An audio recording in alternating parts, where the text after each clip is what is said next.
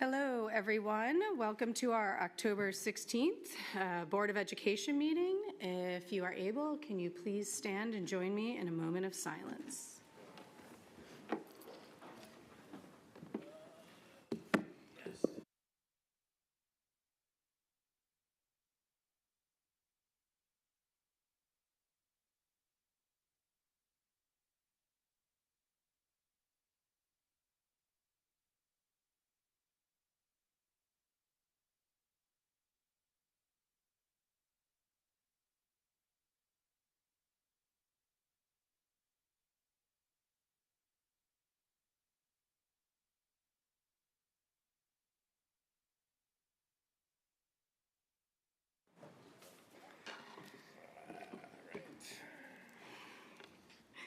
Thank you, everyone, for being here tonight. It's awesome when we can see a full house for some upcoming recognitions.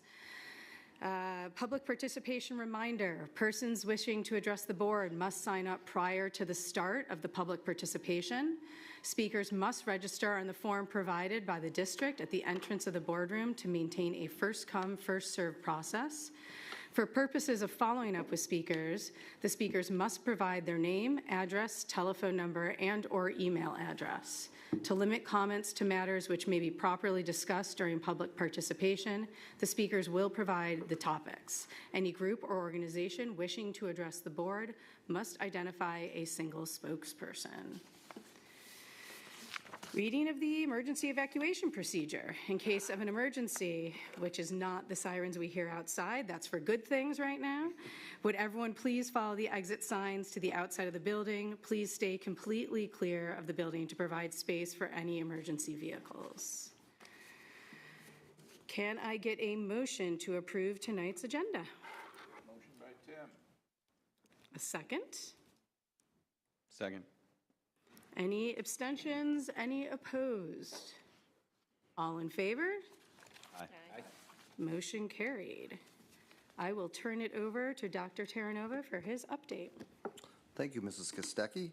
I first want to congratulate the incredible accomplishments of Kaylin Cordial, who we're going to recognize in a few minutes for being inducted into the Visual and Performing Arts Hall of Fame. It's a great honor. In addition, the sirens you may be hearing in the background, they are a good thing. Our girls' golf team won the sectionals about 2 hours ago, so they're celebrating in the north area of our high school, so congratulations to them. I do want to talk briefly about 4 examples of partnerships that we are continuing to develop in our district and are so important to the culture of our district. First, a thank you to the security professionals that work in our district, along with our school resource officer, the faculty and staff at the high school and the Ontario County Sheriff's Office for their quick response to the safety situation yesterday. They were exceptional. Also, thank you to the board for their really large leadership in creating an outstanding security team a couple years ago and having the courage to put that in our budget, which consists of a director of security, 5 full-time security professionals, and Ontario County Sheriff's Officer who is fantastic and also works full-time in our district. And he is an active member of the Ontario County Sheriff's Department. So we have a robust security team, and I think because of that, we were able to act swiftly yesterday, and we appreciate the work of all the professionals. That's definitely a partnership. The second partnership is with local and state political leaders. Again, board leadership has played an important role in setting up and meeting with various legislators and government officials this fall to advocate for appropriate amounts of state aid funding. Just today, we met with Assembly Member Jen Lunsford to explain our needs, and that is one of 10 advocacy meetings that the board, myself, our VTA president, and our assistant superintendent for business are a part of this fall. We have specific needs we're advocating for. We're going to definitely make those more apparent and clear to the public in the near future, but appreciate the advocacy of this Board of Education and the many meetings that they're going to. A third form of partnership is with the towns of Victor and Farmington, as well as the County of Ontario. Next week, leadership from these municipalities, as well as the superintendents from across Wayne Finger Lakes BOCES in our area are sitting down with the CEO of RG&E to discuss the serious situation of the electric grid in New York State. We're finding out more and more information around the lack of infrastructure on the electric grid, which certainly could have an impact on our energy needs across our county and the state. This could be a serious issue, especially with the implementation of our capital project that was approved last fall. So we want to thank Jack Marin, Supervisor of Victor, and Peter Inglesby, Supervisor of Farmington, for helping to set this meeting up, and we're excited about the meeting with the CEO of RG&E to really discuss the intricacies of the electrical grid issue. And finally, a thank you to our community partner group. That's a group of over 25 community members selected by the Board of Education to help us with ideas to find, beyond the advocacy that we're doing with our state legislators, to find additional revenue beyond the taxes and state aid that we get, while also looking for innovative ways to save expenses, share expertise, and maintain or even improve opportunities for our students. This again shows the Board of Education's proactive leadership to get ahead of a critical area of need, which is funding. We've met twice already with this group, with a third meeting scheduled for next week. Cannot thank these community partners enough for their leadership, and we will have a presentation to the board around these ideas that ultimately will be vetted by the Board of Education, and that presentation will occur either next month or the month of December. So partnerships are key, and we are certainly building them across our community. These are just some of the examples of the work that we're doing and the leadership of our board, so I appreciate it. That's my update. Thank you. Thank you, Dr. Terranova. We will now turn it over to Mrs. Finter.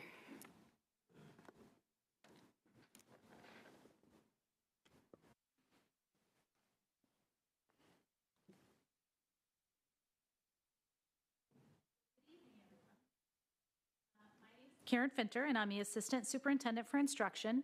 And one of the many hats that I wear is that I have the honor of serving as a chairperson slash admin for the Victor Central Schools Arts Hall of Fame Committee. It's the mission of the Arts Hall of Fame to celebrate and honor the accomplishments of outstanding alumni, staff, and community members who have excelled in the arts, and to inspire current students to make contributions to the arts by reconnecting those selected for the Hall of Fame with our students, staff, and community. In order to qualify for induction, a nominee of the highest character and integrity must meet one or more of the following. They must have graduated from Victor Senior High School at least 10 years ago and have been affiliated with arts programming sponsored by Victor Central Schools.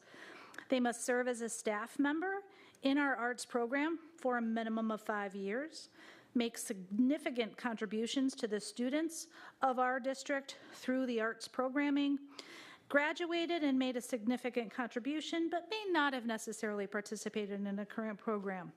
Tonight, I'm proud and honored to share with you the latest inductee into the Victor Central Schools Arts Hall of Fame, Ms. Kaylin Cordial. Tonight, you'll be hearing from a current and maybe a surprise guest to share with you the impact that both the arts and Ms. Cordial has had on them. I'd like to introduce now current Victor Senior High School student, Ms. Jill Smith, who is also a member of the Victor Marching Blue Devils, who will share a little bit about her experience in the arts. Take it away, Jill.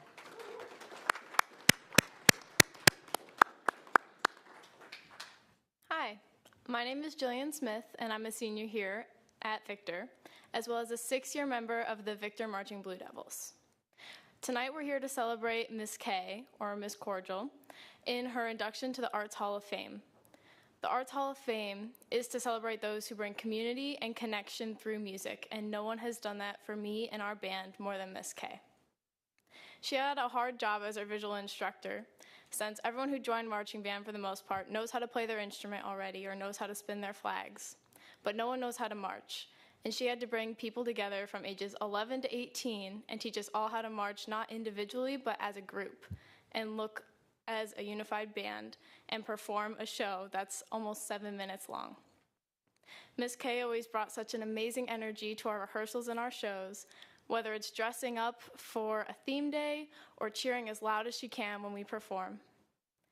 Marching band builds a community between all the grades in our school in the junior high and the senior high, and no one has brought so much joy and pride to our group as Miss K.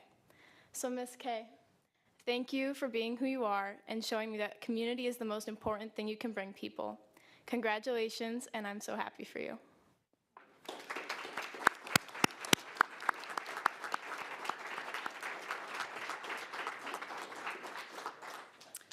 We also have another message from a former student of Miss K's. I think, Ms. Stoll, you have it on video. Hello to the Board of Education, the community, and Ms. K. My name is Kaylee Sheets, and I'm a 2025 Victor graduate. Prior to graduation, I was a proud 6-year member of the marching band. Joining marching band was definitely the best decision I have ever made, and it has truly changed my life. When most people hear the words marching band, they usually think of halftime shows, football games, or musicians performing while marching in formation, and while marching band is all of those things, to me it means so much more. I think of friendships and connections I was fortunate enough to build, the countless hours of teamwork and dedication it took to create an unforgettable show, and the personal growth I experienced through being part of the band. Marching band taught me that excellence doesn't come easy. It is earned through perseverance and discipline, which is a lesson I will carry with me forever. I was lucky enough to have worked with Miss K in all the years she was at Victor Marching Band. When I first started out in marching band, I wasn't very good at the visual aspect of performing at all. But Miss K saw my potential and never let me settle for less than my best. Every rehearsal, she pushed me to improve each rep, and at the time I didn't realize the value of her feedback, but now I couldn't be more grateful.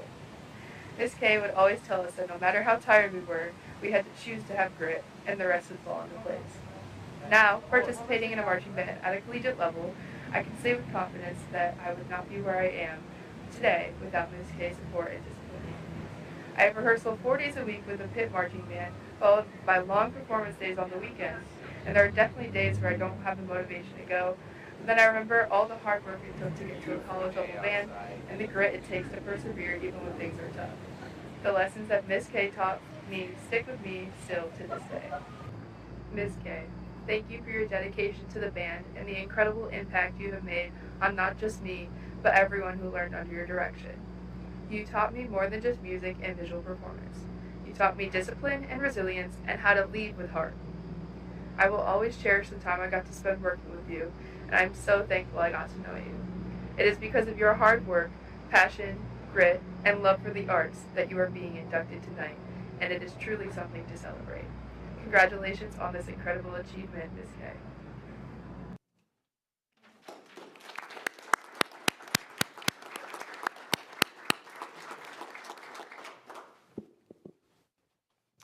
Good evening. For those of you who don't know me, I am Laura Brewer, a music teacher at the senior high school, where I teach a variety of courses, direct the pit orchestras, and am the woodwind instructor for the Victor Marching Blue Devils. Caitlin and her classmates, some of which joined us tonight, knew me as Miss Smith when I met them 29 years ago, downstairs in this building, where the junior high band room used to be when you were in 7th grade. I was fortunate enough to work with Kaylin in different capacities throughout her junior and senior high school years, whether in the classroom, a performance venue, or during her private lessons. She always brightened my day and helped to bring the concert band, marching band, jazz ensemble, and pit orchestras for the musicals to a higher level of performance. I enjoyed watching her grow in her musical studies and was so proud during her saxophone performance recital as she completed her bachelor's in music education. I enjoyed working with her years ago, and today one of my greatest joys is calling her my colleague and friend. Kaylin is currently the 4th through 12th grade instrumental music teacher at Romulus Central Schools. She has built a thriving band program, serves as the director of the middle school and high school musicals, and is the chairperson of grants and projects for the Romulus Foundation for Educational Opportunities, an organization that provides opportunities for funding and materials for students at the Romulus Central School District. She is also an active pit orchestra musician, playing in area school orchestras for their musicals on a variety of instruments. Kaylin came back to work as the visual caption head of the Victor Marching Blue Devils in 2020 and served in that position for 5 years. During that time, she worked collaboratively with the staff and the student leaders to help continue the legacy of the Victor Marching Blue Devils as an organization that exhibits excellence in performing on and off the field. Kaylin's depth and breadth of expertise was an asset to the program, and it helped it to grow as an overall organization, and as Jillian and Kaylee have shared tonight, help students in reaching their full potential as members. Rachel Hucko, do you want to give a wave? Shared the following in Kaylin's nomination. It is often said that music teachers don't teach music so their students become famous musicians, but to inspire the love for music and to teach skills like persistence, risk-taking, dedication, practice, and collaboration that will transfer to all areas of their lives. Kaylin is the epitome of that music student and that music teacher. She grew in her musicianship as a student here at VCS, playing in the orchestra, band, jazz ensemble, marching band, and pit orchestras. She continued to grow as a musician, mentor, educator, and community member at the collegiate level as she pursued a degree in music education. Now, she spends her long and rewarding days teaching music and providing opportunities for building character, leadership, growth, and overall admiration of the music arts for which her students rise to the occasion every time. She is loved and respected by the whole student body of Romulus Central Schools, as evidenced by the yearbook dedication in 2024 and being voted the most influential teacher for the 2023-24 school year. Kaylin is actively making the world a better place by touching the lives of students through music and theater every single day. I agree with everything that Rachel shared in her nomination for Kaylin to be inducted into the Visual and Performing Arts Hall of Fame. Kaylin, like so many outstanding educators, does not teach for the recognition or accolades that others may bestow on her. She works hard for the students so that they can achieve all that they are capable of and reach their full potential. In closing, I would like to share with you one of my favorite moments from the marching band season. Each year, on the day of the championship show, the marching band staff hosts a senior breakfast to celebrate their final dome performance. Every breakfast, Kaylin made sure to remind the students that being a member of the marching band is something that you should take pride in and always remember. She would share that, and I will do my best with this. 10 years from now, you might be walking in a store and run into someone from the organization that remembers you, and they'll reminisce about how great those years were and what they meant to them. That is the part of the marching band legacy that will carry on forever, and you are a part of that legacy now. Kaylin, the staff and I will continue to remind the seniors of this each year. The messages you bestowed on our students will continue as that is a part of your legacy with our program. So on behalf of the Visual and Performing Arts Hall of Fame Committee, the Board of Education, the Victor community, and the Victor Marching Blue Devils organization, it is truly my honor to say congratulations on your much-deserved recognition and induction this evening.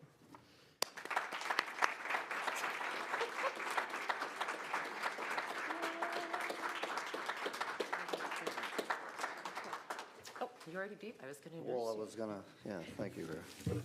29 years, huh? Just a minute ago. Well, yeah, that's amazing. I mean, it's my 30th year teaching. It's awesome.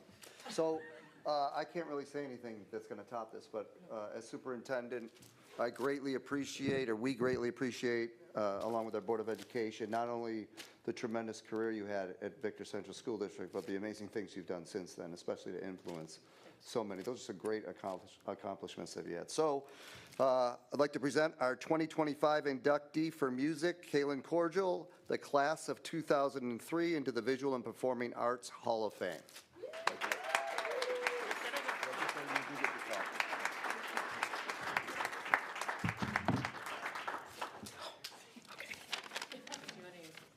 They said I get to talk. Thank you so much for this incredible honor. Tonight I'm filled with gratitude, and I have to thank the people who lit the spark in me way back 29 years ago, and more.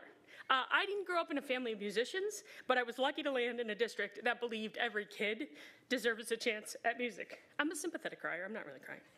I have vivid memories of early music classes, and when someone let me join the beginning strings program in second grade and band in fifth, those Mississippi hot dogs and hot cross buns became more than just songs. They're in me. It was the experiences beyond the classroom. Sorry, again, it's just adrenaline, right? Intermediate jazz band, the select chorus called the Victorians. High school field band, jazz band, pit orchestra. They gave me not only lifelong friends, but musical memories that shaped my own philosophy of education. I consider myself very, very lucky to have been led by such inspiring teachers. Again, hello. We're good. You were the first to hand me an instrument. I said I wasn't gonna cry. I told you you would. You were the first to hand me an instrument and the first to say, you've got something, keep going. You taught me discipline, creativity, and how to truly listen, not just to music, but to the world around me. You taught me that you taught me about grit and the importance of showing up, even when the days are long and the task feels endless. You smiled every time. Your belief in me made my career possible, and I promise to keep showing up for the next generation of students just as you did for me, because encouraging kids, supporting them, and making music together is truly the greatest gift we can give. I'm a mess. Please know that every note I've played, every stage I've stood on, and every lesson I've learned carries your fingerprints.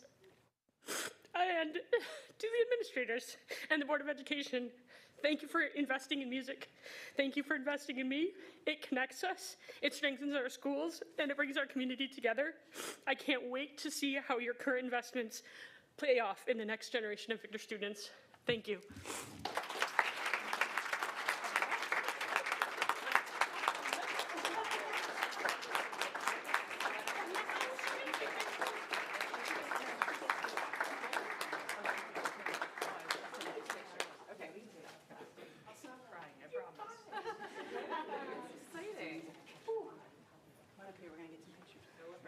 Taking off my board hat for a minute, I also happen to be a marching band parent.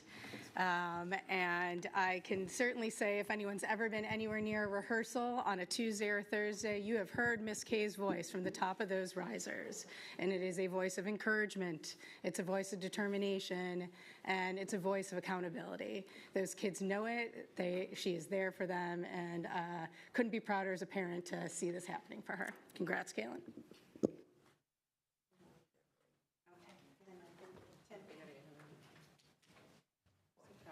Thank you. Sorry for crying. It's okay. Sorry. You're good. I have a zillion pictures with her.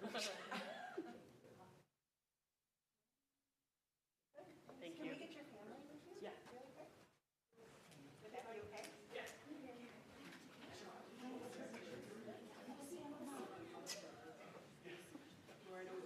I will. Oh, yeah, yeah. That's fine. I'll break it here, son. Sorry. It's coming.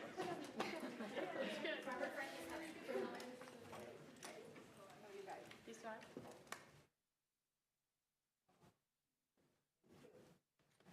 And then Rachel. And Jill. Sorry. We were going to conspire to nominate you tonight. You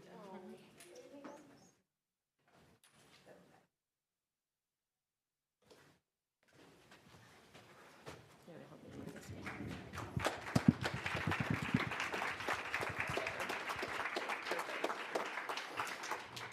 And I'm supposed to give a closing remark, so I will just say that it's truly an honor to see so many people here to support you, Kaylin, and it made me so happy when I texted and people told me they were coming, because you truly deserve this recognition.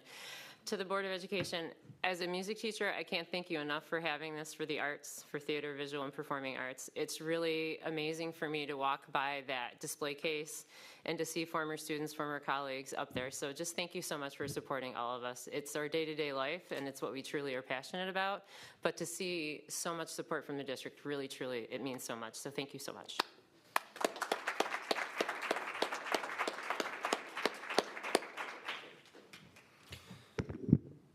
Kaylin is a prize. You can also leave if you want, or you can stay, but it's up to you, you and your entourage. Thank you. I will say, I'm about to recognize the Board of Education for Board of Ed Recognition Month. There's a slight chance I'm not going to cry, but I hope you don't hold that against me, because you know how much I care about all of you. It's also, though, before I do that real quick, it's also Principals Recognition Month. So I want to shout out to Brian Gee, Jim Morrow, Amanda Byrne, Rob DeRose, our interim principal, Kate Pyle, right now, who is doing a great job temporarily for the legendary Brian Siesta, who's going to be back before we know it. So I really, in this case, all 6 principals are such an amazing group of leaders, and I just want to thank them. So big round of applause for them. You know, when I walk through the district, I see a lot of, we call them unsung heroes, but, you know, whether it's in the classroom, the hallways, on the bus, in the kitchen, cleaning our facilities, these are people, no matter what, that are doing things because it's good for kids. They don't want any recognition. They just do what's best and make a huge impact. And I would put our Board of Education right into that group. They are some of the most unsung heroes you have because they make such important decisions. They are basically overseeing not just the culture of the district, but the general offerings of what we give, our programs, our financial support, the ability, like I said earlier, to have things like safety and security paramount in our district. And so they do that without any fanfare. They do that behind the scenes because they want others to shine. But without their leadership, none of this would happen. Personally, as a superintendent, we consider ourselves a team. And so I greatly appreciate not a single one of them have individual agendas that they bring to the table. They're here for one reason and one reason only, for what's best for kids. And they certainly have different perspectives than each other, which is awesome. They have their own group of people that they know and they work with and they support throughout the community.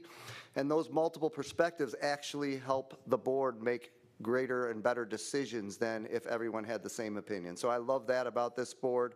And I love the fact that they act as a mentor towards me and as a coach and as a colleague in some ways, and appreciate that stewardship and that leadership. So what's awesome about this year is we have 2 additional board members, and although they're not getting any gifts for this, I have to recognize Bella and Aiden as our first student board members, Board of Education members, and they've been fantastic. Just today we had a workshop where both of them had some really significant input in that workshop, so it's already something that's been a huge win for us. So without further ado, I just want to thank our Board of Education. There's some gifts from the VASA group, the Administrative Association. We also have some awesome cards from our kids that really speak to their love of the Board of Education and what they do. And without further ado, I think we're going to show a quick video of appreciation as well. I love our teachers here at this school. I also like doing sports here. My favorite thing about school is hanging out with my friends and all the senior activities that we get to do this year. I love how the teachers help during class and stuff, like checking up on you. Meeting with new adults, making connections, and just having good relationships with them. I really like the teachers and how kind everybody is here. I like the teachers and how they're so optimistic and supportive, so thank you. What I love about school is how the teachers are all committed to the students. All of the nice teachers. The kids. The students, of course. The food. I love the library. I like taking pictures and getting students involved. Making friends, learning new things, and making sure everyone is okay. Music. Art. Learning. Books. Playing Mississippi hot dog. Playing on the playground. I really like the environment because there's a lot of clubs. Like Wellness Club is my favorite. Thank you for all the clubs. I love the kids, I love everything about it, and I love the support we have from our parents, students, teachers, and of course our board. Thank you, Board of Ed. Thank you. Thank you, Board of Education. Thank you. Thank you, Board of Education. Thank you, Board of Education. Thank you, Board of Education. Thank you, Board of Education. Thank you, Board of Education. Thank you. Thank you, Board of Education. Thank you, Board of Education. Well, big thank you to the Board of Education.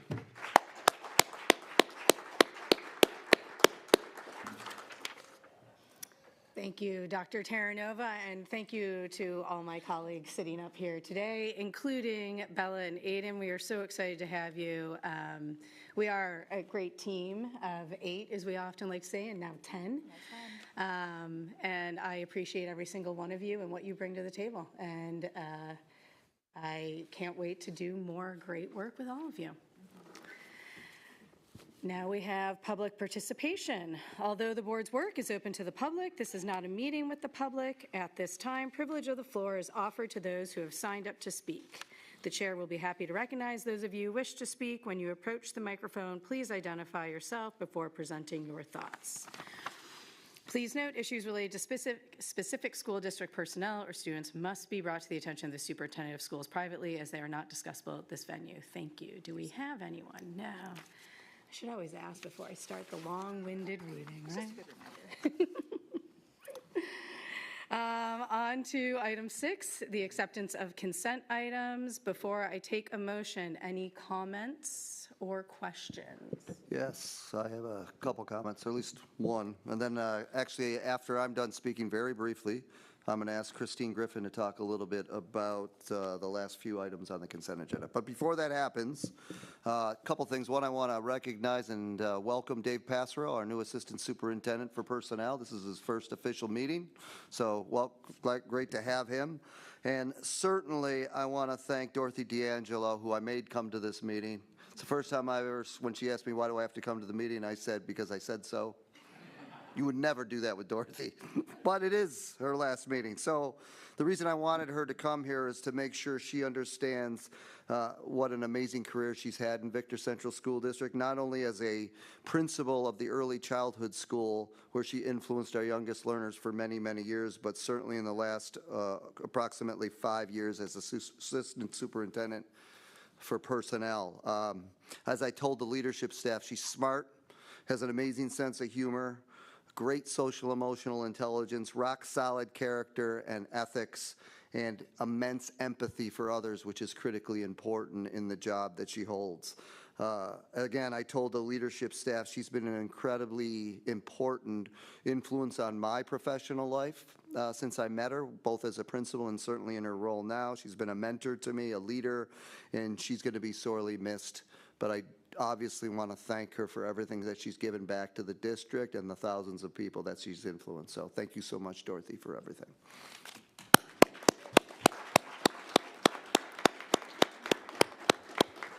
And now, if it's okay, I'll just turn it over to Christine, who's going to talk a little bit about the end of the consent agenda. Good evening, everyone. I'd like to highlight the 3 key financial items that are on the agenda tonight for your approval. Agenda item 6H is the district recommending that the Board of Education accept the audited financial statements for fiscal year on June 30th, 2025. At the October 6th Audit Committee meeting, Tom Zuber from Mangel Metzger Bar did present an executive summary of those financial results. In summary, the district finished the 24-25 fiscal year on a strong note. Overall, we ended the fiscal year with a positive operational results of $6.0 million.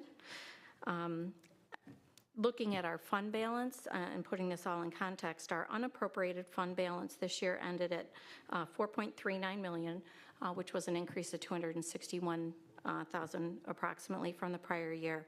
This is the 4% that districts are able to keep in unappropriated fund balance in compliance with real property tax law. Additionally, as you recall, we had appropriated from this year's fund balance $3.6 million towards the 25-26 school year budget.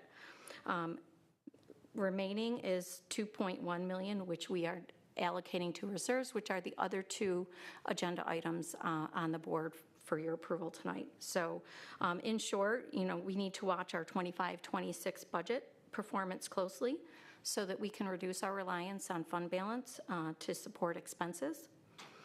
In 24-25 also, we spent about 96% of our budget, so 4% at the end of the year in our contingency when we're trying to keep, between 3.5% to 5%. So we need to be watching that pretty closely. More critically, this year we had a higher cost in our health insurance and benefits that than what we budgeted. So we need to take a look at that. That'll be a critical challenge because this next year, the latest update I received last week is probably a 15% increase in health insurance premiums. So based on this 24-25 performance and the strategic need to fortify our long-term position, we recommend the two funding resolutions on the agenda tonight. They're designed to protect our long-term financial stability. So agenda item 6F recommends approving a resolution to fund the 2024 capital reserve up to a maximum of $1,463,249. The rationale on that is, our capital reserves are crucial to funding our major future infrastructure projects. By increasing these funds, we reduce the need for future borrowing or taxpayer burden for vital planned improvements. Agenda item 6G recommends approving a resolution to transfer funds to the teacher retirement reserve in the amount of $690,197. This allocation is vital for increasing our overall non-capital reserves, which currently sit at about $4.7 million, which is only about 4.2% of our 25-26 budget.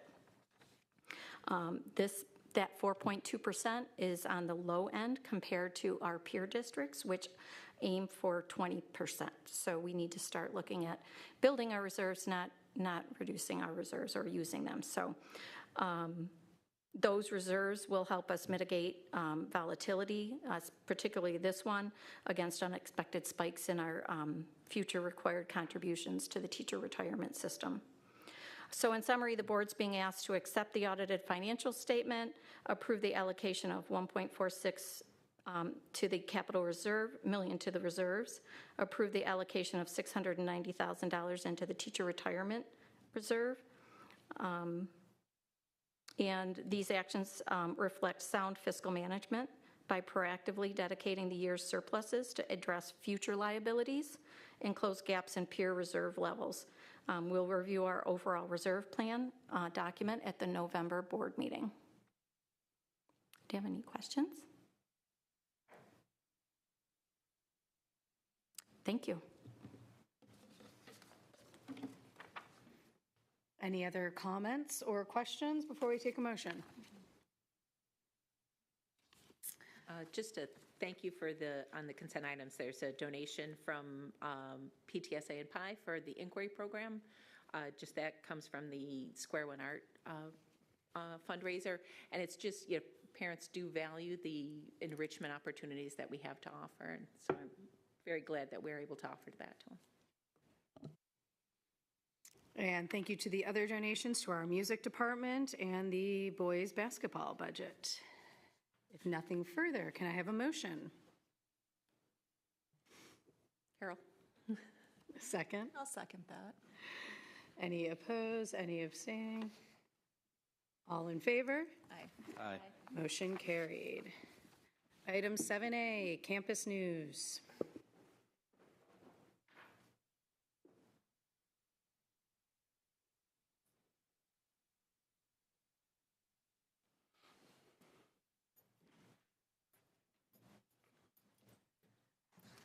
Hello. Rob DeRose and Laura Reynolds are not available tonight, so I'll be sharing the campus news on behalf of the Early Childhood School, as well as Victor Primary. So Rob wrote his campus news in the first person, so if you could do your best just to imagine that Rob is here. I'm not going to try and flip it into the third person. So here we go. We've had a wonderful October so far at the Early Childhood School. Our students are now independent with their arrival and dismissal routines, which is a big milestone for our youngest learners. A sincere thank you goes out to the many people who support this process each day and help our children build their confidence so quickly. We're looking forward to our open house on October 23rd from 5:30 to 7. This event is always a highlight of the fall as students and their families get to explore our school, see their classrooms, follow their daily schedule, and connect with teachers, friends, and families. It's always a joy and a positive evening for our community. Later this month, our students and staff will celebrate with our fall costume parade, which is another favorite tradition that brings smiles to everyone in the building. We can't wait to see the students proudly march around our bus loop in their special costumes and to cheer on their friends as they do the same.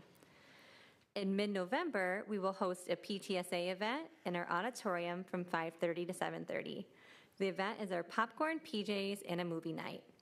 Information will be sent out via Parent Square tomorrow for our families with more information and how to register for this fun PTSA-sponsored event. Finally, a heartfelt thank you to the Board of Education for all that you do. Our students were so proud to make cards, draw pictures, and express their appreciation for your tireless work in supporting our students, teachers, staff, families, and the community. Thank you. So I don't know how convincing I was, but now I'm back to being Amanda. So I'm going to move on to Victor Primary School. So for the primary school, October has been a month of connection, care, and collaboration. We began by having our first whole school community meeting, bringing all the students and staff together to focus on what it means to care for ourselves, others, and our school. The gathering, of course, is energetic, joyful, and really grounds us in those shared expectations for how we treat each other. Our whole school events are just a wonderful way to reinforce that school culture that we're trying to build. This month, our staff has been diving into our building goals and learning a bit about psychological safety, which is the idea that when adults feel safe to speak up, take risks, share ideas, our entire school community benefits. So we've been reflecting on how we can create that type of environment where every adult feels valued and heard, knowing that a culture of trust directly impacts the experiences of our students too. From a systems and support perspective, we've launched our first academic and social-emotional learning data days, where we're collaboratively analyzing universal screening data to celebrate our students' progress and consider our students who may need more. This aligns with our systems for multi-tiered systems of support, or MTSS, making sure that we're being really proactive and coordinated with how we're targeting our students' needs. As part of this process this year, we have adjusted our structure for what we call our PPS point person meetings. And the heart of that is just that every classroom teacher has a point person who they meet with once a month to talk about every child in their class, to problem solve ideas, and to just be really proactive and responsive before students' needs become big. You know, we try to be as thoughtful as we can from the get. And finally, this evening, we welcomed our families back into the building for our annual open house. It was tonight from 5:30 to 7:30. One of our favorite nights of the years, to see our students so proudly walking the hallway with their families and their loved ones, and connecting with their teachers in person. Events like these remind us just how strong our partnership is with families in the Victor School community. I always leave with my cheeks hurting from smiling so much. So just want to close with a sincere thank you to the Board of Ed for all the things that you do, both big and small, for both Victor Primary and just the entire district and community. Thank you.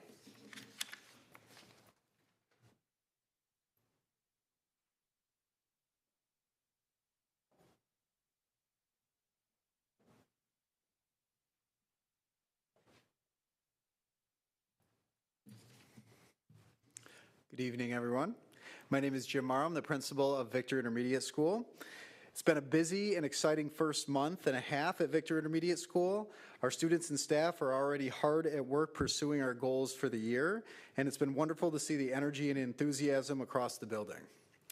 Classroom and building routines are well established, and students are learning what it means to truly belong to their classrooms, their grade level teams, and our greater VIS community. We've also had some fantastic events to kick off the year. Our Community Read STEAM Day, centered around the book Shine, gave students opportunities to practice collaboration and problem solving using the engineering and design process.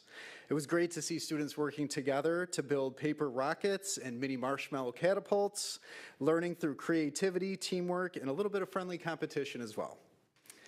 Our sixth graders also had the chance to extend their learning beyond the classroom during their field trip to Camp Bristol Hills for Conservation Days. This hands-on experience allowed them to engage deeply with topics related to environmental conservation while exploring nature and connecting with one another. Finally, our recent open house events were a huge success. It was wonderful to see the pride and excitement on students' faces as they shared their classrooms, teachers, and projects with their families. A big thank you goes out to our staff for creating such welcoming and engaging environments and for continuing to build strong partnerships with our VIS families. Overall, the school year is off to a great start, and we're excited to keep the momentum going as we continue building community, fostering curiosity, and celebrating the incredible things happening every day at Victor Intermediate School. And I'd like to also echo what Amanda had said. Thank you, Board of Education, for all that you do to create such wonderful opportunities for the students in our district. Thank you so much.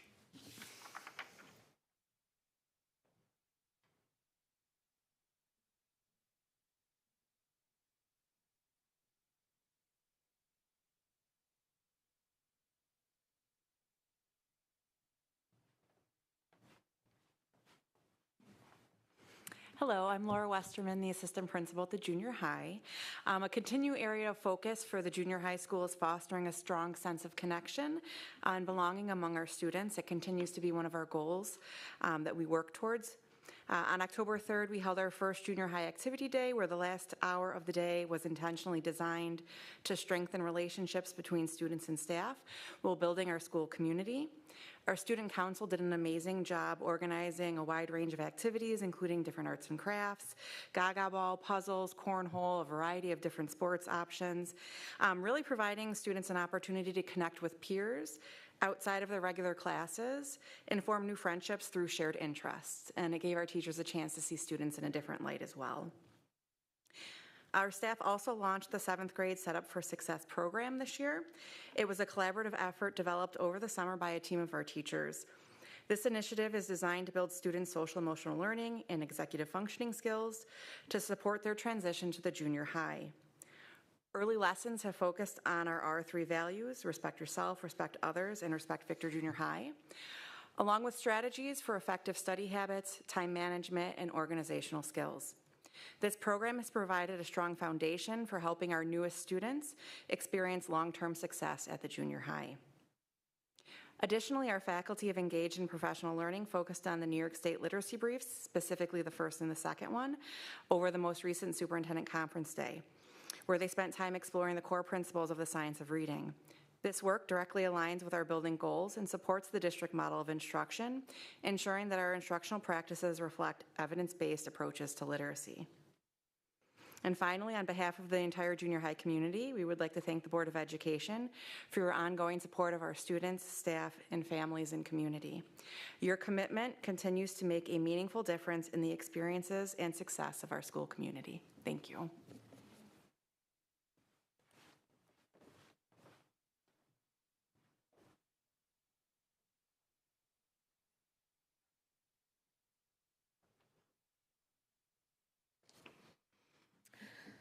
Good evening. My name is Kate Pyle, and I have the privilege of serving as the acting principal at Victor Senior High School.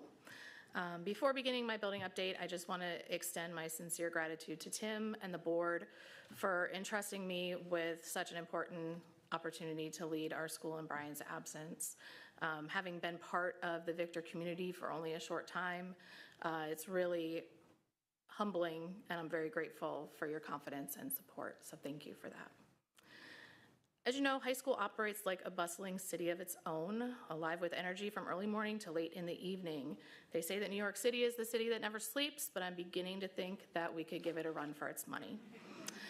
We recently wrapped up an incredible homecoming week that culminated in a dance where over 500 of our students attended. I want to say a huge thank you to Dewey Weimer, Mike Ferrari, John Aldrich, Danielle Westbrook, Gina Potenza, and Trevor Sousa for their hard work organizing all the activities from the pep assembly to the during and after school activities that made the week so memorable. This past Saturday, our Marching Blue Devils hosted their home show, and although the weather forced them inside, they handled the change with grace and professionalism. Their show, called The Market, was a beautifully crafted performance that showcased countless hours of preparation and collaboration. My sincere thanks goes out to Mark Gowan and his team of assistants and volunteers, and our extremely talented student performers for an incredible evening of music. Also this past weekend, our girls volleyball team traveled to Clifton Park for their annual tournament hosted by Shenandoah. This trip gives our athletes valuable competition outside of our usual region and an opportunity to strengthen their team bonding. We appreciate very much the board's continued support of these experiences for our students.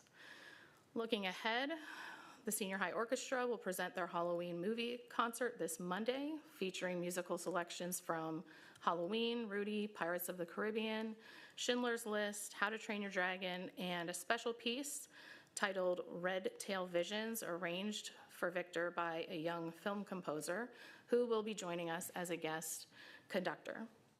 Later in the month, be sure not to miss our fall play, 30 Plays in 60 Minutes, directed by Jeremy Hawkinson. This unique production features a collection of short 2-minute plays performed in an order chosen by the audience, meaning each of the 3 performances will be unique and exciting, keeping the performers on their toes and the audience on the edge of their seats. Shows will be held in the ECS auditorium on October 24th and 25th, and tickets will be available at the door. Whew, that's a lot. So over the summer, our building administrative team made a commitment to increasing our presence in the classroom and providing our teachers with immediate and actionable feedback. Throughout the month of September, we were able to make time to drop into 40 classrooms and give those teachers each immediate feedback within 24 hours of what was seen in the classroom. And even more exciting than that is what we observed while we were in there.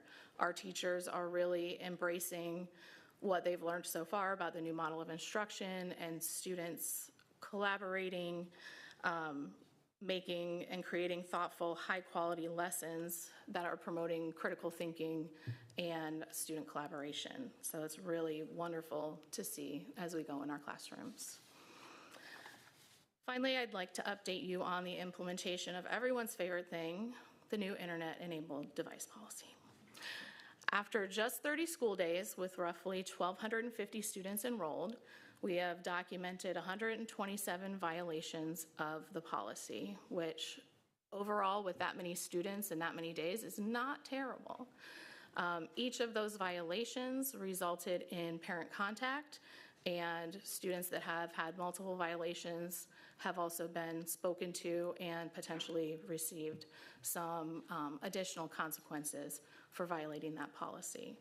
But what we're actually seeing most of all is some very positive shifts in students being more present in class, with each other, in social situations, and taking advantage of actually sitting down and having face-to-face communication with their peers and their teachers.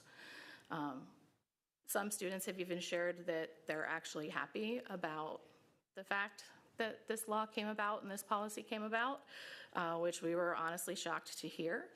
But it's really nice to see that a lot of our students are also seeing the value in this as well.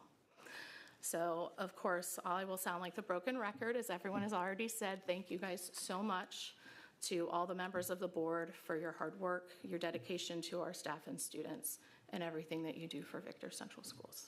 Thank you. Thank you. Sounds like month 2 of the school year is going very well. Next up, item 7B, we'll invite Mrs. Finter back up.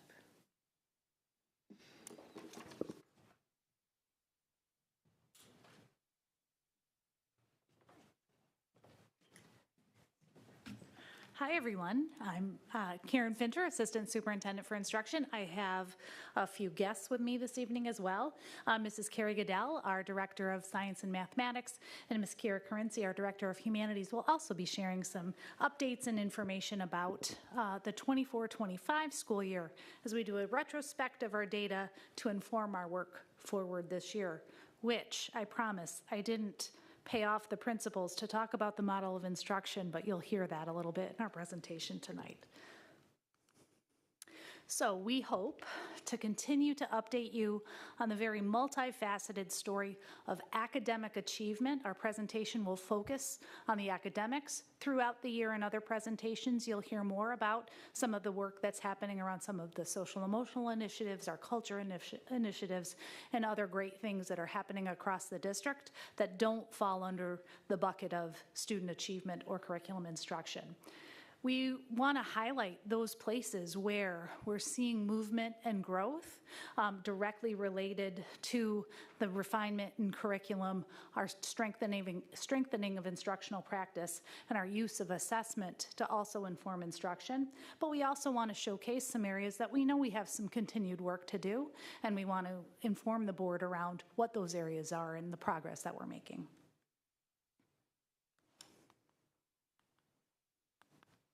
Okay, so earlier this year we shared a bit around the Year 4 management plan, and in learning and instruction, the work really is around refinement, right? So Tim very eloquently at the beginning of the year looked at all of the components within the management plan, thinking about our strategic plan work, the equity audit, and really these are the things we want in Victor, right? We want every child to feel as though they belong and have value. We want to promote high quality, exceptional teaching practices that support high levels of student engagement and relevant learning experiences. And we want certainly every professional to feel valued, heard, appreciated, while making sure that they have the resources and the capacity to get the job done. Our model of instruction certainly helps to support that idea of exceptional teaching practice. So really narrowing the focus around what are those key components that we should see across our pre-K-12 spectrum in terms of instruction. In the classroom, what does it look like, and how do we support that work with professional learning and resources for our staff? So tonight's presentation, you have a few handouts in front of you, I believe. You have a very thick document called the data book. And if you're a numbers kind of person, you'll have hours of fun with this. It is every assessment, achievement metric, enrollment information for the 24-25 school year. I've referenced through the presentation page numbers, but I've also given you a copy of the slide deck for the presentation that has some snippets of the charts, so you don't have to flip through the book as we're going. And tonight we're going to do this in a slightly backwards order. We're going to begin with the end in mind and think about our graduation metrics, our achievement at the senior high level, because really all of our grade levels build to that commencement level. And then we're going to focus in on our middle level, our 3-8 assessments, our New York State performance. And then finally, what are some of those internal benchmarks that we have at the K-8 level, and how do we use those to inform professional learning and instructional practice? So let's begin with the end in mind. Try and Kim.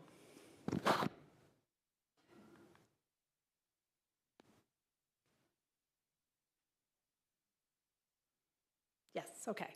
So the graduation cohort data. Now, reminder, there's a few ways to describe graduation. Sometimes people describe it as the class of 2025, if you're a 2025 graduate. Sometimes that number contains students that may have graduated early, may have needed a little more time to graduate. So one of the metrics that New York State uses, their approach, is a cohort graduation rate. And a cohort is any student that started during their 9th grade year and they were enrolled for at least one day. They're part of our cohort if they maintain enrolled within Victor. So our 2021 cohort had an outstanding year. We saw an overall graduation rate of 98.4%. Most of our subgroup performances parallel that outstanding number. We had an exceptionally high advanced Regents diploma, well over 60%. We continue to work very closely and collaboratively with counselors and the instructional support team at the high school to monitor cohort performance to ensure supports are in place for students. But even more exciting, than the 98% graduation rate is our students with disabilities graduation rate. 3 years or so ago, it was around 50%. And I am so excited to share with you that the rate is 91.2%. And I want to give credit to our student support team, Karen Ryan, Shannon Markin McMurtry, Amanda Tripp, and all of the building leaders to really help support the model of integrated co-taught to really refine our data analysis and supports of students with disabilities to achieve a high school diploma at a rate of 91.2% is outstanding. So we definitely have seen strong growth in that regard. When we think about commencement level achievement, we also think about our AP and dual enrollment offerings for our students, right? It's a benchmark, something that we have great pride in. Over 22 AP courses that are offered at the high school. And we want to make sure that we provide those college and career readiness skills that the AP provides for as many students as we can. So in your data book, you have lots of charts and graphs, but I'll just highlight. 92.9% of our students that took APs scored a 3 or higher. That's an exceptional value. We've had the highest percentage of students challenge at least one AP exam over the last 5 years.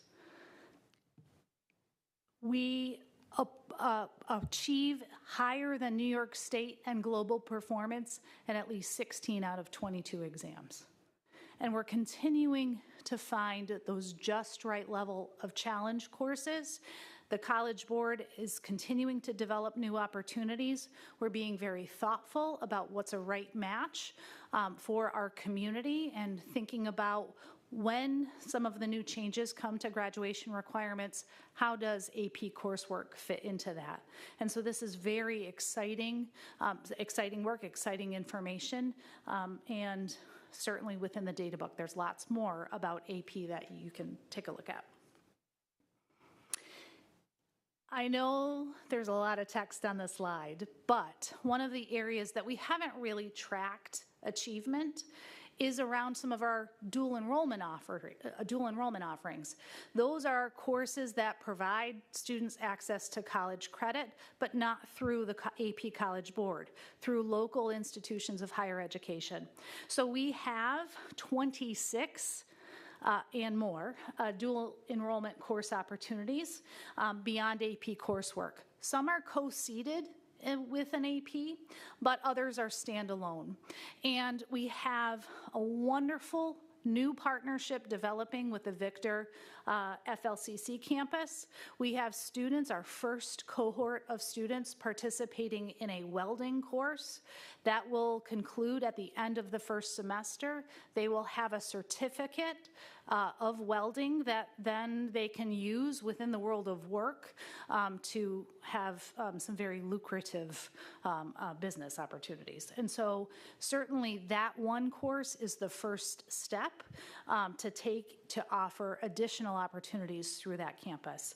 But that also is an area where I think we're about to see a whole host of opportunities really explode that we can take advantage of to help support our students, whether they're looking to go from high school to work, go to high school 2-year, 4-year, or beyond. So then finally, the last piece of commencement level data that we take a look at is our Regents data. And this is growth and achievement in the face of some changing assessments as the state phases in new iterations of exams.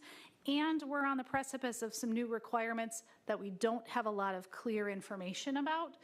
But later this year, maybe even into next year, hoping to have a more concrete picture of what that looks like. We have seen year-to-year growth in proficiency in our Regents exams within 5 out of the 10 exams. This year there were 2 brand new exams, one in biology, so it's no longer living environment, but biology. That's the first column that the pink line represents. It's the first year of that. And then geometry was also in its first year. Those exams are aligned no longer to Common Core, but the New York State learning standards. We've had 7 exams with proficiency above 90%, which is certainly outstanding. And algebra was new last year. This is in its second year, and we saw strong growth in that second iteration of the exam. We're continuing to refine instructional practice aligned to the model of instruction, still living with the 5 exams as a graduation requirement, more for advanced designation. But we certainly want to make sure that we're giving students the opportunity to change that pathway, change that trajectory through strong performance in the regions. And then certainly mastery as well. We saw year-to-year growth in mastery in 4 exams. The new exams changed that target for us, certainly. So those exams are aligned to next generation standards. It's really not a fair comparison to compare living environment to biology. And you may have heard some of the conversations around those new exams, very text-rich, very text-dense, very different skill set required, not a lot of memorization, but more about transfer of understanding. 4 exams with mastery above 40%, which again is outstanding. We saw strong growth in some of those exams that we were targeting in chemistry, physics, and US history. And we want to continue to promote deep understanding and that transfer of skill. That's how mastery drives up, right? We want to raise the bar for all. And certainly we can compare year to year, but sometimes that's not a fair comparison. Exams change, cohorts change, and so we look to the region. And so within our Wayne-Finger Lakes-Boces district, we see strong performance in our ranking, the last 2 columns over here, really seeing strong growth, although Wayne-Finger Lakes is a unique comparison because we have the very large district of Victor and some very small districts where a cohort taking an exam might only have 7 students in it. And so we want to make sure that, we're trying to compare apples to apples where we can. So we did pull comparison information from Monroe 1 BOCES, and in all Regents exams, our proficiency rates compare in the top 5 or higher within those 10 districts that are about our same size. And so that's giving us some indication around where our students stand in comparison to the bigger region. So now I'm going to turn it over to Mrs. Goodell, who's going to share some information about our 3-8 assessment data. Good evening, everybody. Super excited and proud to talk about this data, the work that our teachers have done at the K-8 level. At K-12 is just impressive, but the work, the transformation, and just the shift in mindset and commitment to growth that our teachers have done around some of these 3-8 assessments and preparing our students is very exciting. So we are going to start by looking at our overall district averages when you put the assessments all together. Holding strong, a lot of pieces to be proud of here. The overall average is increasing in many of the areas in both proficiency and mastery. And looking at ELA on top, we have growth and proficiency and mastery in almost every single grade level, double-digit increases in many grade levels, very strong evidence for the quality work that our teachers have been doing around those strong literacy practices. In math, our data has been maintaining and increasing over the years. It's important just to highlight some of the pieces, like if you look, I'll highlight 4th grade. That grade level did some incredible work last year around our math instruction and identifying where our students might be struggling or experiencing some gaps. So in a grade level where it looks like, yes, they had a decrease in proficiency of 2%, what we do is make sure that we take with a grade level and have them unpack that a little bit, because our curriculum work that we did were around 2 very specific strands last year, one around division and one around graphical representation. And both of those standards, if you look at the performance of students and proficiency there, they had over a 20% increase in relation to those specific standards. So it's important that we take this data and unpack it a little bit so people don't get stuck on just one of those numbers, but connect it back to what we're doing instructionally in the classroom. Now we'll spend some time looking at how our students are performing compared to New York State proficiency levels on average. As you can see here, so this lists it by grade level from last year and this year. As you'll see, we in ELA, we are outperforming New York State in almost every grade level. And those grade levels where we aren't, we have some steady increases going in both of those grade levels right in around 3rd and 4th grade. as instructional teams, this is important for us just to use as we engage in our goal setting and our focus areas and figuring out which components we're going to look at each year. Helps us measure that performance across a few years. I think one of the other pieces of value here is that it's not just about comparing one year to the next and looking at our 6th grade curriculum, but it's also there's a value in terms of looking at a cohort of students as they travel up. So for example, if you look at our current 4th graders this year, where their proficiency was last year in 3rd grade, they went from, they had almost a 14% increase in that proficiency. So as a cohort, we can start to identify and use our diagnostic data to figure out where those gaps are happening within a certain cohort or grade of students, figure out how we can identify those gaps, how we can target them with some skill work, and then strengthen their gaps so that that cohort is experiencing some proficiency for the next year. So not just looking at this from a singular grade level focus, but being able to look across a cohort is important. And finally, we have our comparison data. This is how our students are performing compared to other Wayne Finger Lakes districts. This is always interesting data to unpack with teachers, because what we don't want to emphasize necessarily is that comparison aspect of look who we're performing higher than, but this data can give us some context to that performance data that can help teachers kind of unpack and feel like we're comparing apples to apples, right? Even if we had a decrease in proficiency, seeing where that proficiency compares to other districts, whether they're smaller than us and similar to our size, it allows us to see if that was a similar pattern with other districts around us and with same age peers. So looking at this data, we are careful with teachers because we want to make sure we're using it to drive the pieces connected to our instruction, not just that comparison aspect. If you look at the chart from right to left here, that's how it goes from 2022 all the way over to 2025. You'll see some incredible gains in terms of our ranks and how and where we are ranking in comparison to Wayne Finger Lakes schools. I'm just gonna, got a little button happy. You know, a special one to highlight, I think I'd like to point out here is our science piece, just how Karen had just referenced. The 5th and 8th grade science assessments are intense assessments for our students, and they look drastically different than they did a few years ago. And you look at the performance and the ranking changes for those teachers and the incredible work that our teachers have done to take this text-based science and really make it manageable for students to unpack. So some amazing growth pieces in here. So all of this growth in mastery at these levels is a true testament to the hard work and the growth mindset of our teachers, and this wouldn't be possible without your support and our continued focus on growing that instructional proficiency.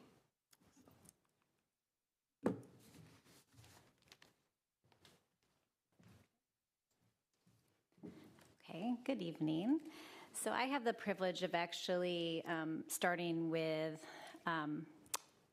it's nice to see where all the skills are solidified at the very end, but looking at the very beginning and the use of our assessments is a little bit different, and it's narrative as we look to really be preventative and taking the assessment data and using it to inform instruction with our really specified skill gaps and the varying levels of needs in our early grades.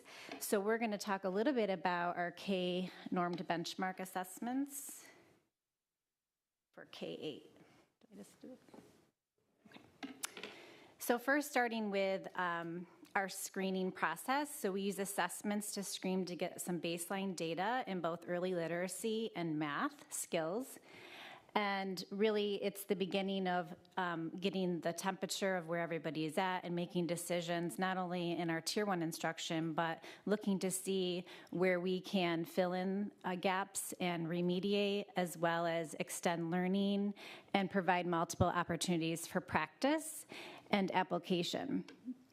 So our screening data is used by our building teams and our intervention providers. We actually just got done with a round of our data days and looking at where students are falling in our percentiles. And these are compared to their norm data, so it comes from our national norms. So it really paints a picture of where our students are setting in those specific areas. And we use those cut points, multiple measures, not just one test, but multiple measures to see how kids are performing. As far as our curriculum, we are in our third year of Super Kids implementation, and we're starting to see the gains in those early literacy skill areas. And it's a really exciting time that teachers are going into their third year and are getting really comfortable with the programming and the pacing. And now it gives us a great opportunity to dig deep into assessment data and look at our Tier 1 instruction and how students are responding in our classrooms, as well as continue to refine our curriculum in mathematics, social studies, and science. Oops, wrong way. So here's a snapshot of one specific measure called the ORF. It's our oral reading fluency. And this specific measure is really a great indicator of reading proficiency and success. So we use ORF to not only get a picture of where kids are reading accurately, but it's also with their fluency. And this informs a lot of what we do next as far as diagnostic data with looking at their decoding and their code knowledge. So if you can take a look how this is split up, it's spring of 23 proficiency for our students that scored in the categories of average, above average, and well above average. So looking at grade 1, again, kind of what Carrie was talking about with the cohorts. If you look at grade 1 to grade 2, you can track that from grades 1 to 2 and 2 to 3 as they're increasing. And again, these are different cohorts, different needs. We look at each year as they come in. We see varying levels, but it also gives us a place to kind of capture where our students are at, and then we want to build that consistency in looking at this data from year to year, and we'll talk about that in just a minute. And then below, for these charts, are the students with disabilities, and looking at those cohorts, again, varying levels of needs and with their proficiency, and looking to give us information on skill gaps and where we can dig deeper.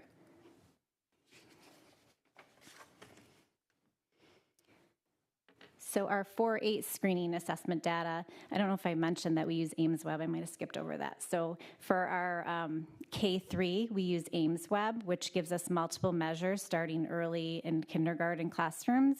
And like I said, these are early literacy measures in the progression of reading that are really critical to being preventative in what we do every day with these students, so that they can be successful in what's solidified in the great work that they're doing on those final exams and in those classrooms throughout their career. So we add on NWEA is another benchmark assessment that we give our 4-8 students. And that basically is also done 3 times a year, just like our AIMSweb, and it captures also reading and mathematical skills.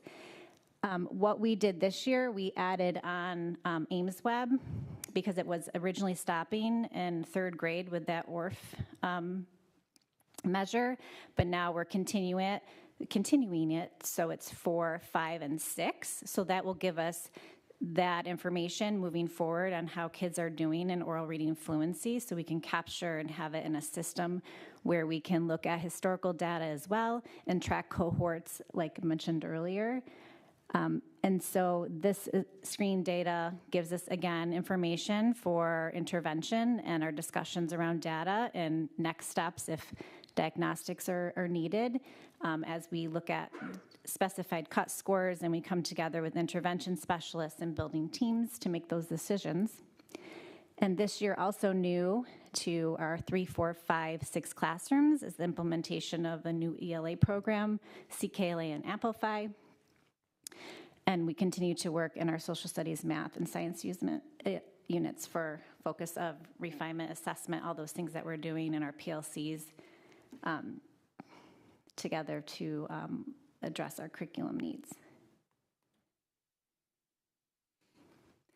So this is a snapshot of our NWA for reading. This is an achievement data measure. So this is just capturing end of year, our spring, for these years, 23, 24, and 25, as you can see. And again, it's showing that year-to-year growth in our spring achievement, even though across all of our grade levels for ELA. And it is one measure. So we use multiple measures when looking at students. So this is just one piece of the puzzle that gives us some information on their reading comp, vocabulary, and application of those higher skills at the grades 4 through 8.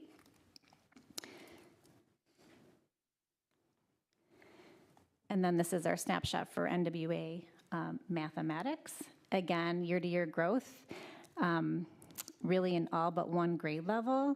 We look at, again, the achievement level is at spring from year to year, and our 4 through 8 and how they're applying those mathematical skills. It gives us information for, again, intervention and looking at those skill gap areas. And even in our math, this is what we use for intervention for math, and we look at, this is one of those measures. We're also really looking at, as we administer benchmark assessments, to really formalize and make it consistent and standardize it, so we are getting the most accurate information on our students. So we've been working to really streamline that, working with our intervention specialists and reviewing at the beginning of every year to see how each of those probes are administered to students, what language you use consistently, how students are engaging in the test. So really to formalize that so we get the most accurate picture of where students are at. And really, you know, we spend a lot of time on this, and we want to make sure that we get that information that we need.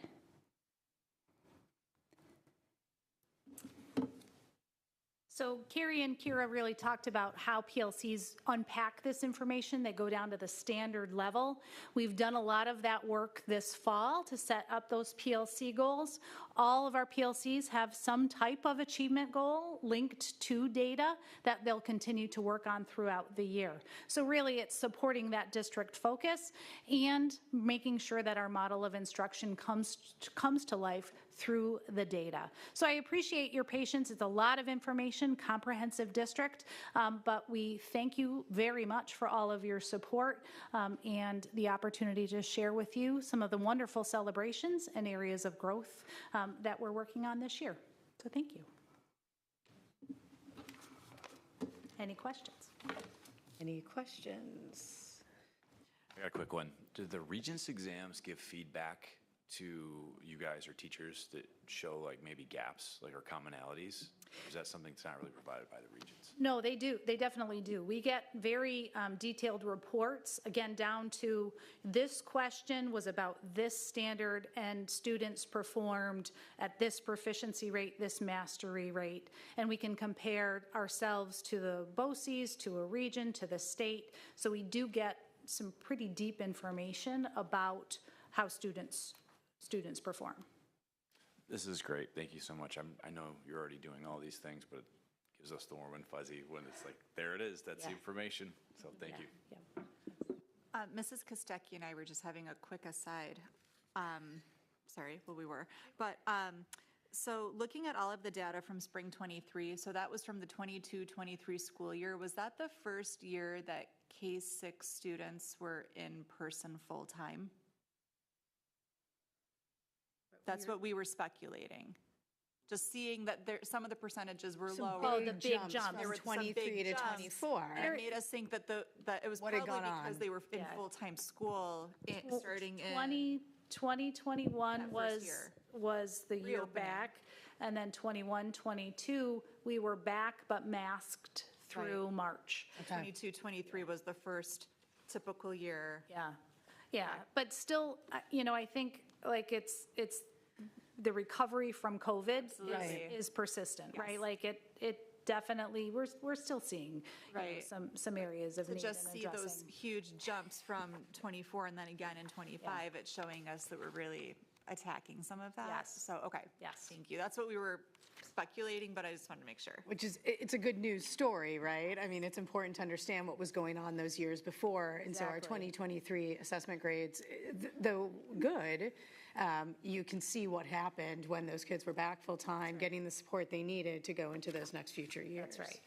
And it really is a testament to all of the work that the teachers, our directors, the teacher leaders are doing to refine practice, meet students where they are, but then also to deepen toolboxes and really have consistent resources. And then a huge shout out to the fourth grade team, because this is, I think, the second full year that they're no longer teaming, correct? And they first full year, and so they're teaching both content areas where previously they specialized in one.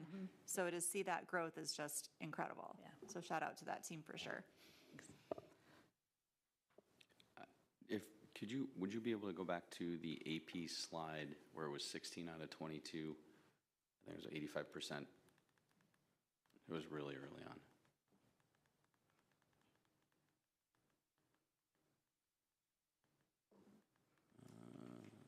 Almost.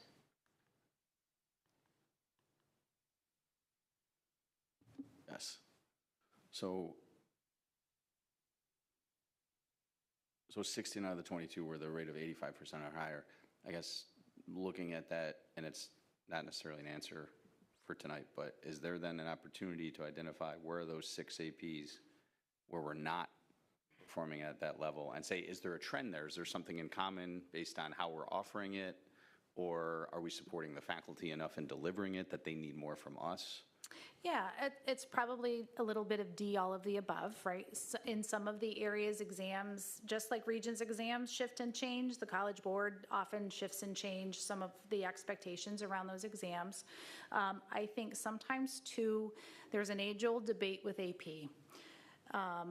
We want students to have access and exposure, because in the day-to-day world of high school, when you can take advantage of a college-level class with that level of support, even if you don't achieve at a 3, so you may have to retake that course in a college setting, you've got a foundation now to fall back on. And I believe very strongly, and I know our high school team does as well, that access is just as important as that achievement level. And so we don't want to counsel kids out if they're not going to get a 3. We want them to have that experience and stick in even when the content is very demanding and challenging in a senior year that's probably pretty rich and full of other things too. Yes, so that's, thank you to speak to that, because I want to make sure we're doing what we can to support the faculty who are teaching it, the students who are taking that. And then to your point of the access is what's most important initially, if those students do not achieve a 3 or higher based on what their grade level is there support for them to do that again? Potentially take it second time, or is it all they would graduate out? I know it's going to be dependent on which. Those exams, to be honest, and they're in the data book, they're rigorous and they're senior level exams. Right. So the students would be retaking at the college level. So, okay, so the vast majority are taking them in the senior year, then they graduate. Okay. Thank you for that clarity. I have a quick question on, I think it's your slide 48, but page 12 in the data book, which is at the remarkable growth in NWEA. I'll wait till you get there, but. Yep, there. Is it possible to put that up in the, sorry. Maybe. Keep going.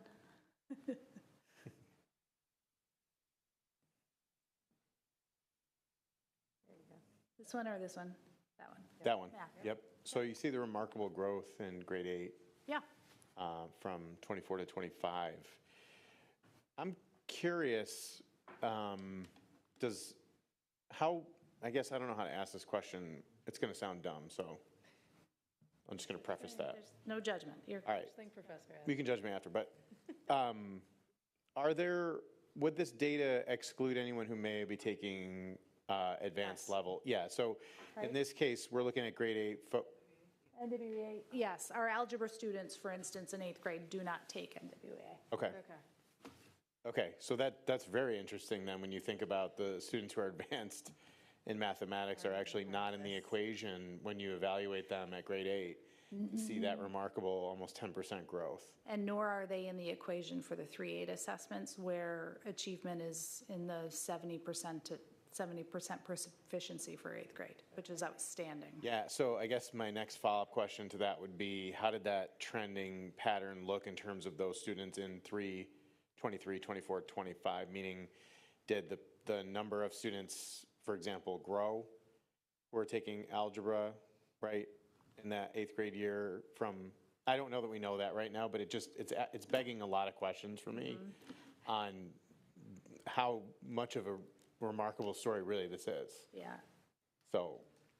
Yeah, I think, something to bring up at that point of the year too around that turning point of 2023 is you had those students were coming just off post-COVID before they enter into that 6-8 band. And those skills that they really would have reinforced in that 5th and 6th grade year to send them into this were probably not as strong. I think over the past few years when it came to that acceleration piece, what we've done is really tried to refine our practice and use multiple measures and have it be a balance of standardized and observation, just so we feel like we're identifying the correct profile of students going into that pathway.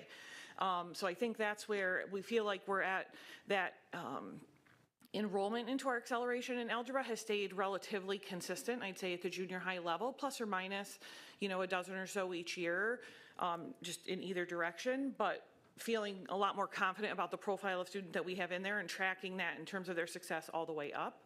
But I think the work that they've done really strongly at the junior high is figuring out how we can pull those students who aren't in that accelerated path up to some of those same proficiency levels that our accelerated students might be landing at. So I think, all of those combinations of things probably feed into some of those pieces. But it's nice to know, as you're describing it, that there's a consistent pattern of, I guess, advancement that is not impacting these. So for example, there wasn't a decrease in advancement from 4 to 5. That's why we have the growth. No, this is a significant, remarkable achievement. Yeah. So there's a lot to be proud of, I think, especially in that 6-8 band and the work that they've done to really make that consistent and make it feel very fluid and connected. Yeah, that's awesome. Thank you.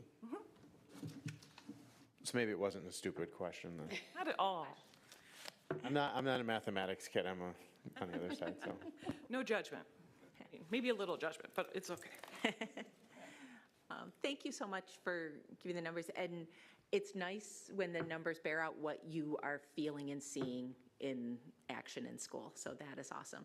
And I just have to echo what Karen said about APs. It's amazing that we can offer so many APs and we want as many kids to be taking them because they do get more support in high school than they'll get in college. And it's like, as I can attest to, we didn't have APs in my high school, but my calculus in senior year is what got me through U of R calculus. It's like that having a teacher there who you feel comfortable approaching. So that comfort level is just amazing for our students. And I just want to say the shout out of, thank you for having a few years of data, because I'm really a big proponent of following a cohort, because when you see certain class cohorts are very different than others. And it's like, if you're just comparing every, 7th grade to 8th grade, it's like you're not comparing the same students. So I love that you have some, at least showing that cohort. So you are comparing apples to apples and seeing that growth. So kudos, thank you. I hate to be that guy. I'm going to jump right back in because there's another thing that occurred to me, or maybe it didn't occur to me just now, but in terms of resource allocation, it seems to me that also might play a part here in being adequately staffed and being at a position where we can actually provide the necessary resources. Can you comment on that with regard to the data we're seeing here? I can speak to it from my perspective. I think, I could have stood up here 13 years ago when I came here and been really proud of the work we were doing then. But to recognize the shifts and changes that have occurred, I think can only be done because of strengthening that foundation that we had from the bottom up, being able to put some of those resources at a leadership level and at a teacher leader and teacher level, just to be able to attack things from multiple directions. Coaches, some of those instructional leaders have been imperative in this work, because teachers are also going to reach a saturation level and we have to find a way to share kind of that lift. I think one of the pieces that we're really committed to as well is looking at those programs and resources that we do have and making sure they're continuous and that they are aligned, so we don't feel like we have different systems that students have to adjust to with each transition to each new kind of standard band. So I think the work that we've done with the resources over the past few years with the support of the board in terms of strengthening those pieces has taken the amazing things we were doing 10 or 15 years ago and really just propelled them to a whole new level in terms of some of that commitment to like reaching those excellence levels and making sure we're in the spots where we know our students can perform. So I don't think those pieces would have been possible without some of those human resources and without some of those instructional pieces. So pulling those two pieces together has been a huge portion of this work. Especially, I mean, I can only speak to that through the lens of math and science, but I hear it with the ELA side of things as well. So did that answer your question? Okay. As you can tell, this is one of our favorite presentations of the year because this is what we need to know. And as a reminder to the board, one of our goals under curriculum instruction, one of the objectives says that we will talk about the data we receive and these presentations at our next available workshop to come back with any questions that we may have. And so we are committed to doing that since, you know, this is great. There's more to dive into, but we really appreciate you taking the time to walk us through this. It's incredibly important, and we have a lot to be proud of. Anyone else? We good? All right. Item 7C. Speaking lots to be proud of. We have a lot of trips to approve. Our cheerleading team to Orlando, Florida, January 29th to February 2nd. Our DECA team to downtown Rochester, March 4th to 6th. Our senior trip to Burlington, Massachusetts from March 19th to the 21st. Girls lacrosse to Sayville, New York, March 27th to 29th. Varsity baseball to Myrtle Beach, South Carolina in March to April. During spring break, our wind ensemble, varsity choir, and Philharmonic Orchestra to Fredonia, New York, and Cleveland, Ohio, from April 17th to April 18th, and our Medical Explorers Club to Panama from June 29th to July 6th. Can I get a motion to approve? Adam. Ooh, Adam beat you to you. How about a second? Elizabeth. Anyone opposed? Anyone abstaining? Any questions? I know he's got one. Do you have just one question? I just wanted to make sure, in going through each of the proposed trips and when I listed cost per student, I just want to make sure that the district has the full ability to fund any student who is having a financial hardship and that they cannot be excluded because of that we will find the resources for them. Yep, we'll definitely make that. We do that, but it's one of our obviously major focus areas, so I will definitely make sure that's occurring. And it's probably nuanced, but do we feel confident that through the moderators or the coaches or other staff and counselors, we can actively identify who those students are, because some might not wish to come forward? Yeah. I mean, yes, the easier ones are the smaller trips, obviously. I mean, we have free. But like the senior trip is a big one, but the senior trip, the counselors do a lot of work to try to make sure and vet out anybody who's not going. There's only, from my own experience, there's only a small percentage of kids that don't go, and so it's pretty easy to figure out why they're not going, and if there's any doubt that it's because of cost, then we deal with that and we deal with something. We make sure that that's supported.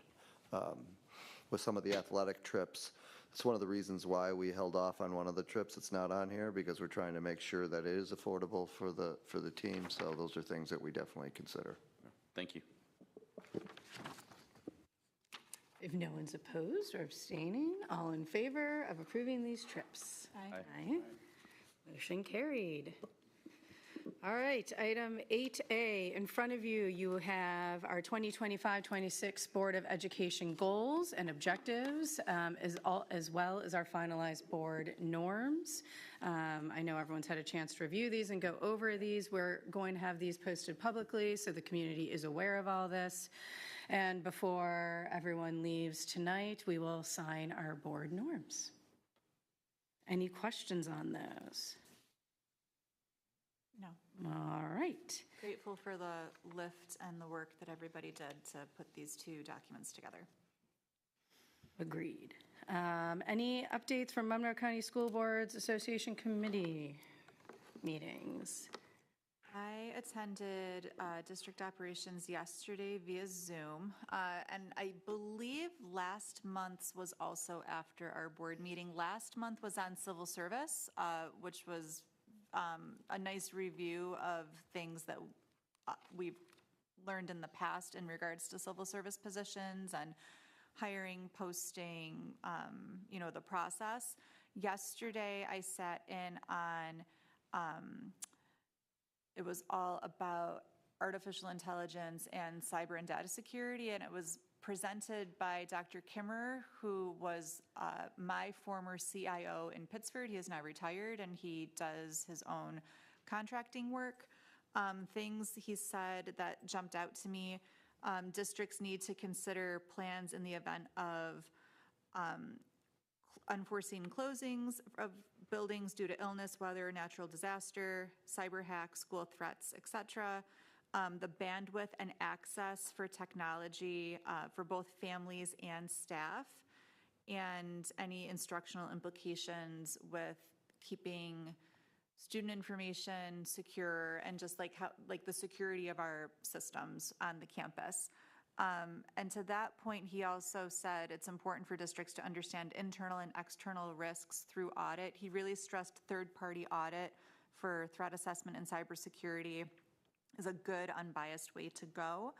And hold on, I'm just reading my notes.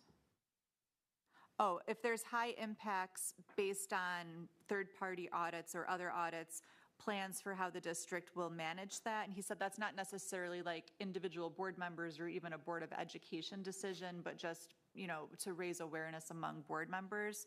And how much risk appetite and risk tolerance is a district willing to take in terms of threat assessment and cybersecurity. So the whole presentation was recorded. It's on Monroe County School Board Association if anybody wants to watch it back. It was just under an hour, but it had some really good information that I hadn't really stopped to think about as a board member. But again, he stressed that it's not, individual board members' work, or like even some of the things he said, it's not for the board to decide, but it's more of just asking questions of the district of what are we doing to support these areas. So that was what I sat in on. This was not a committee at all, and Steve Slavny was there with me one table over, so we had some nice time yesterday at what's called ROCTEC, Rochester Threat Advisory Committee, and it's put on by ROCTEC. The sheriff spoke and several others. There's a very renowned psychologist from downstate, and it's a consortium of school districts and professional organizations and we did a tabletop exercise, which was fantastic, of identifying and supporting both at the student level and the adult level in schools and in workplaces. Obviously, we were there from a school standpoint, and there were a number of law enforcement there as well, of identifying individuals and supporting them before there is a progression of events, challenges in their lives, where then they become one day a person of interest or an individual who is an active inflictor of violence. It was I'll get the minutes from it. It was really well done, so I would encourage us. I know we're not officially one of the districts that is linked to it, nor do we have to be because the resources are there, but also kudos to Steve. I was really pleased when I sat down and said, oh my gosh.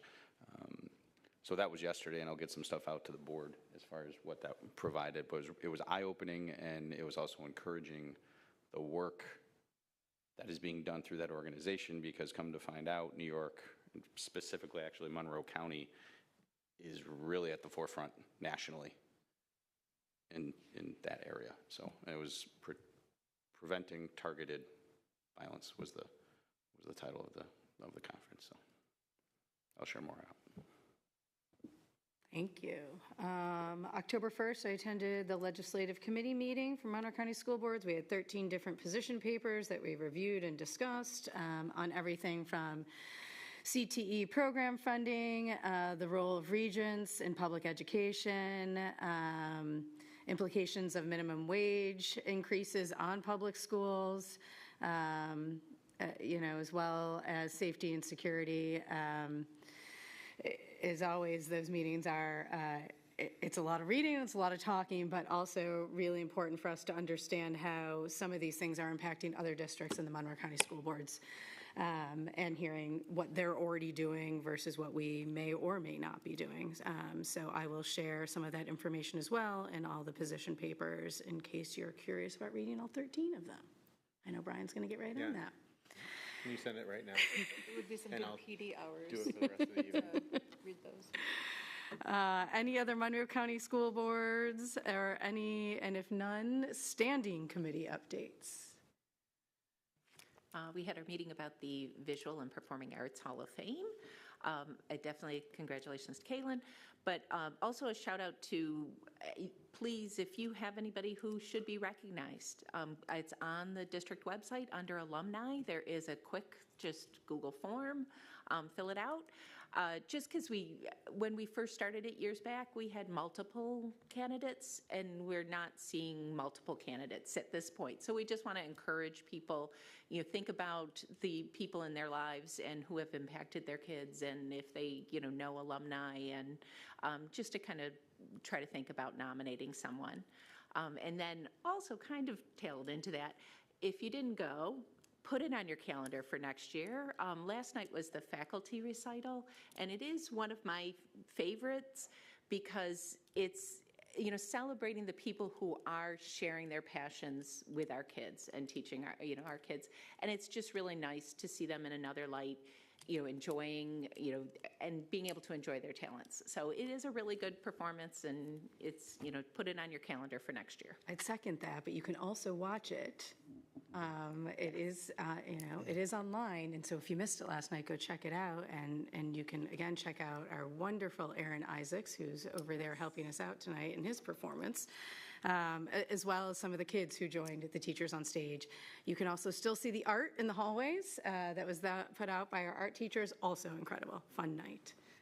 Yeah, I went as well, so I'll third that, and I was regaled with the wonderful talents of Mr. Isaacs. And I know Christine gave an update about what came out of the audit committee. I don't know if Brian or Tim, I wasn't able to be if you have anything else to add. No, just that Christine, since she joined Victor, has hit the road running, has done a good job, her and her team in the business office. I can't add anything more than what she presented. They're doing a great job and benefits our district. All right, if nothing else, item 9A, our board retreat is coming up on the 30th, a pre-Halloween board retreat. If you come in costume, you get brownie points. Hey, don't tempt me. That'll be from 5:30 to 8:30. We will be in the boardroom with our facilitator, Kathy Groutman, and we're very excited to have her. She's got a great agenda going. Kate did send out the article that she would like us to do as the pre-read prior to that retreat. Our next regular board meeting is on Thursday, November 13th, back here in the Early Childhood Boardroom. As a reminder, I will not be there, so you will have Mrs. Mitchell running the meeting that night as I have to be away for work. Can I just the board retreat, I'm excited for the instruction, for sure. Yeah, it's... And the instructional materials that we'll read beforehand. Yeah, Elizabeth and I had a great meeting with Kathy, was that last week, 2 weeks ago, and I'm super excited to hear the different things we're going to do. She's got a great agenda. She's really confident we can pack it all in the 3 hours. She's great. And she is. She's great. So much experience. So excited to have that happening. If nothing else, I will take a motion to adjourn. Brian? A second. Elizabeth? Anyone opposed or abstaining? Oh, stop it, Dr. Parks. All in favor? Aye. Aye. Thank you. We have had a meeting. 9:03.